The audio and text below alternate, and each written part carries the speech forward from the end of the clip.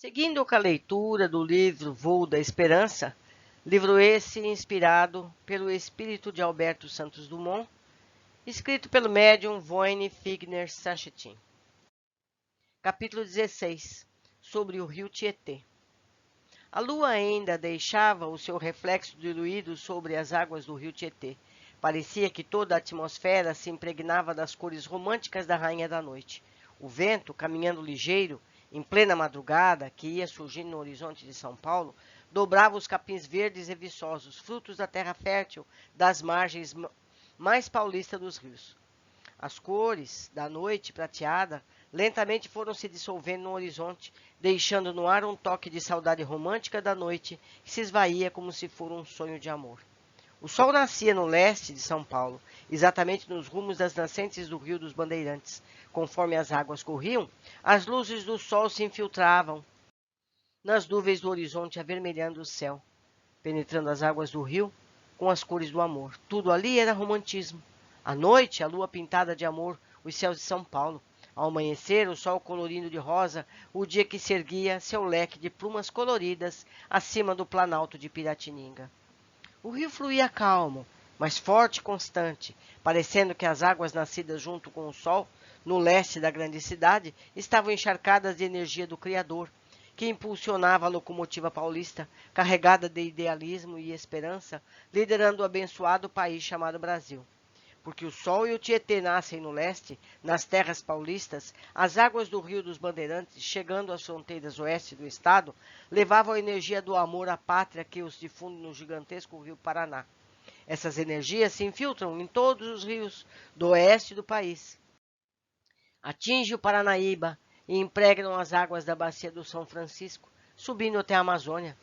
Essa corrente de amor nascida no Tietê, em São Paulo, une todos os rios brasileiros através do magnetismo das águas em um elo de união à pátria. Meus amigos, esse livro é cheio de patriotismo, não é verdade? Patriotismo e romantismo, não é verdade? Eu acho que se tirar todas essas frases poéticas, não sobra muita história. Mas vamos continuando. O que importa é o recheio profundo, não é? Conforme o sol ia desabrochando no horizonte, a leste de São Paulo, as pétalas das dálias, rosas e margaridas de 2 jardins da Casa Verde se enchiam de cores e luzes, espalhando perfumes, chamando abelhas, pareciam joias de ouro transportando o pólen numa mensagem de amor e esperança. O sol abriu-se em luzes nas pétalas dos jardins que enfeitavam a rota dos aviões para Campo de Marte. Do outro lado, além da veneziana, onde brilhavam as cores do jardim, um moço recebia o dourado do astro-rei, preenchendo com sua beleza as frestas da madeira. Pobre, quase ao mesmo tempo, alguns minutos antes do tilintar dos despertadores, outro moço despertava. Quando Roberto viu o raio de sol penetrar na penumbra matinal do seu quarto, deu um salto pensando: está na hora de nos prepararmos para a viagem. Percebeu o som das panelas chocando-se com a chapa de ferro do fogão. A mãe, colaboradora incansável, preparava o café para ir viajar de volta a São José dos Campos e para o pai ir à fábrica de ladrilhos. Ao ruído dos metais na cozinha, uniu-se o cheiro do café. Logo depois, os 3 familiares sentavam-se à mesa, saboreando o alimento aquecido no fogo e adoçado com amor. Quase as últimas rajadas da garoa das proximidades do rio Tietê eram vencidas pelos raios do sol. Ouviu-se o ranger do portãozinho que se abria na entrada do jardim. Uma voz jovem grita feliz: piloto de jato, está na hora de preparar a decolagem. Os 3 foram encontrar Pedrinho no jardim. Os moços iam à escola de pilotos em São José dos Campos. A mãe de Roberto, gentilmente, coloca na mão um pires contendo uma xícara de café para o jovem.